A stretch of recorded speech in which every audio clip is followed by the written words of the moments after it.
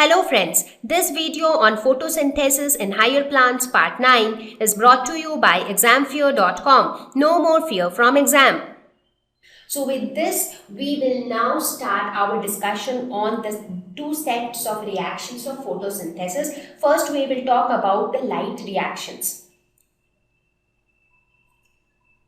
Now, introducing light reaction, all that I would like to say is these are those set of reactions which will help to produce energy, and this energy will be utilized in the dark reactions to synthesize sugar. So, sugar synthesis or food preparation actually will take place in the dark reaction, but for the dark reaction to take place, we need energy, and that energy will be produced in the light reaction. So, now we will concentrate only on the energy production in light reaction. So, this reaction will occur in the thylakoids because the thylakoids of the chloroplast contain the pigment called chlorophyll. So, our aim in the light reaction is to absorb or utilize the light energy to form energy in the form of ATP molecules or NADPH molecules. So, we will try to synthesize or produce ATP and NADPH. ATP is adenosine triphosphate, which is the energy currency of cell, and NADPH is nicotinamide adenine diphosphate, which is again an energy rich molecule which is capable of producing 3 ATP molecules. So we are going to produce this high energy rich molecules by utilizing the light energy. So who will utilize the light energy? Who will absorb the light energy? The pigments which are present inside the plant. What is that pigment? Chlorophyll A. Where is chlorophyll present? It is present in the thylakoids inside the chloroplast. Therefore, the light reaction will take place in the thylakoids. So, in the light reaction, basically the solar energy or the light energy, we can say that the solar energy will get converted into chemical energy. So, solar energy is nothing but the light energy or sunlight. Chemical energy is nothing but the energy stored in the ATP molecules or the NADPH molecules.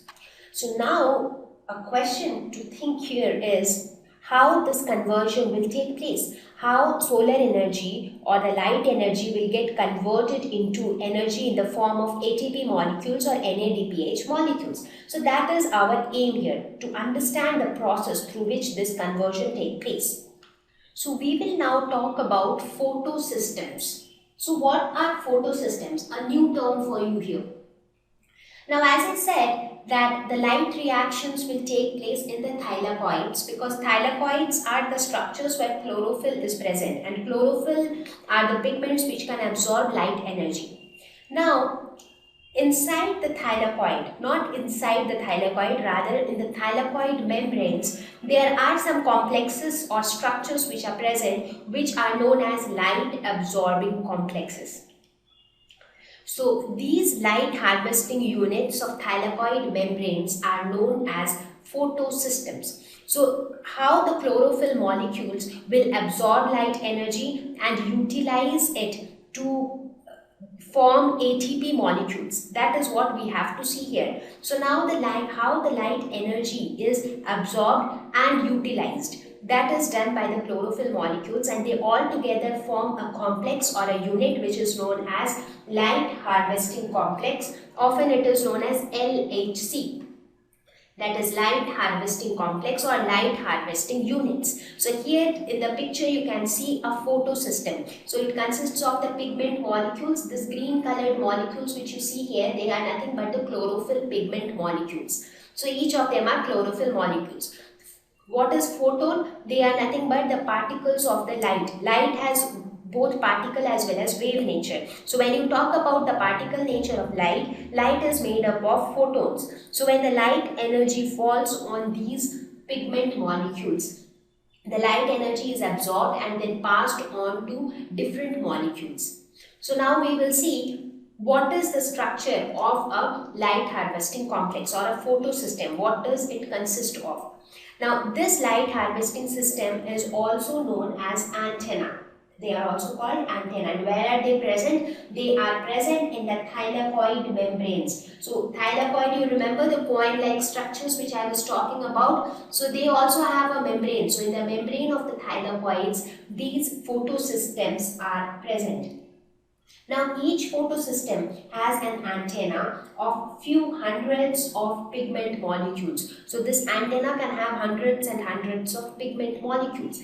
If you talk about the structure of a photosystem, each photosystem is made up of a reaction center and accessory pigments. So it has got a reaction center. You see here, this is the reaction center. What is a reaction center? It is that part which contains the special molecule which is best at absorbing light of a specific wavelength. For example, I was talking about the main pigment which is involved in photosynthesis, that is chlorophyll A.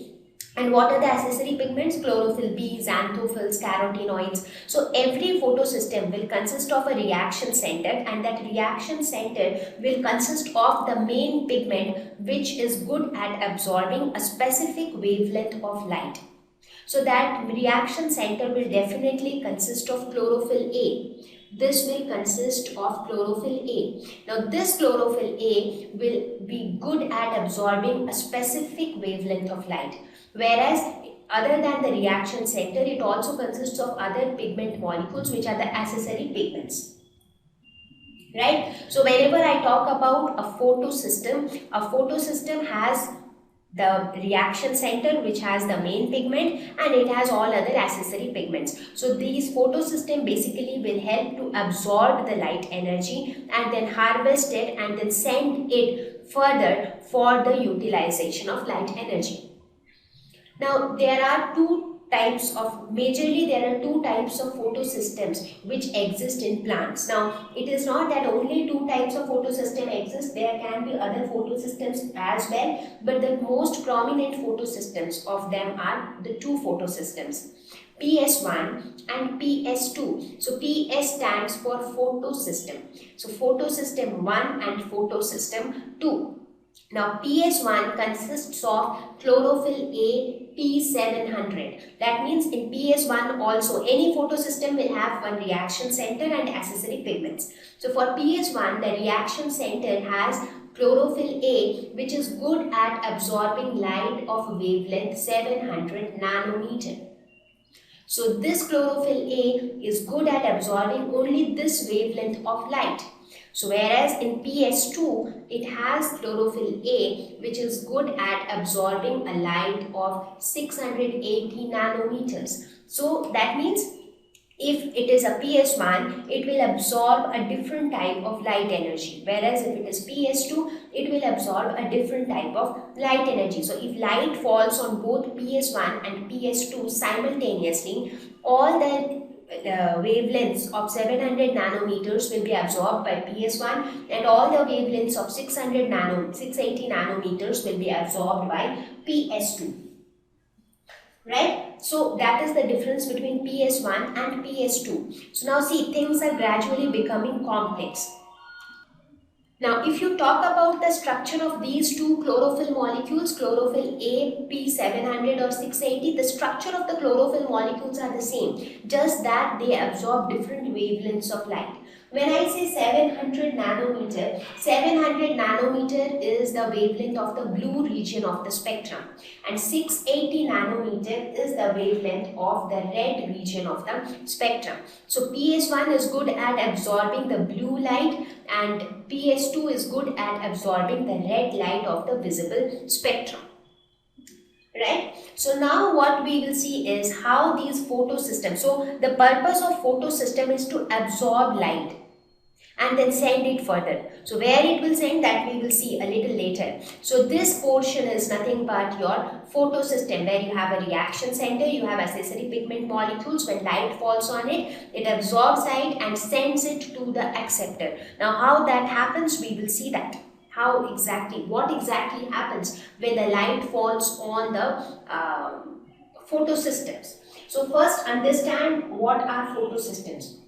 Now please understand that each photosystem has all the pigments forming the light harvesting system, that is the antenna. So what we can say is, overall the purpose of a photosystem is to collect the energy over a broad range of wavelengths, energy from the light, and then concentrate it to one molecule, and that one molecule is the reaction center, which will utilize this energy and it will pass this energy to one of its electrons and then send it to a series of enzymes. So basically that is the purpose of photosystem.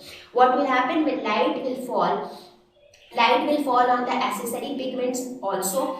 Now these accessory pigments will also try to absorb whatever wavelength they want to absorb, and they will pass on their energy to this reaction center. This is the reaction center, and the reaction center contains the main pigment. So the reaction center itself will also absorb light energy of a specific wavelength. So now all the energy from the incident light is collected at the reaction center.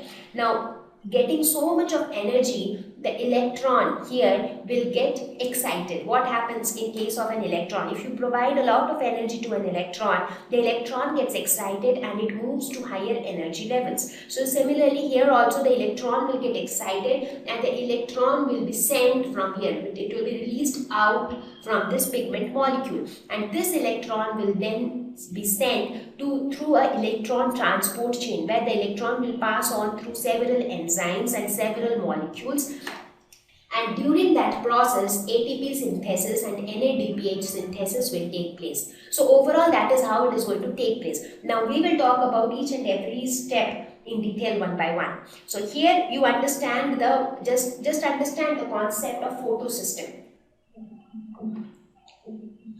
So if you look at the structure of your chloroplast, these were your thylakoid membranes. So in these membranes you have the photosystems. So when light falls on them, these photosystems will absorb light energy of all wavelengths and pass on all the energy to the reaction center. And the reaction center, getting so much of energy, will excite the electrons, and the electrons will be passed through a series of enzymes and molecules, during which ATP synthesis and NADPH synthesis will happen. Thank you. Please visit www.examfear.com to watch more videos, attempt free online test, get free study material, find tutors and mentors. Thank you once again.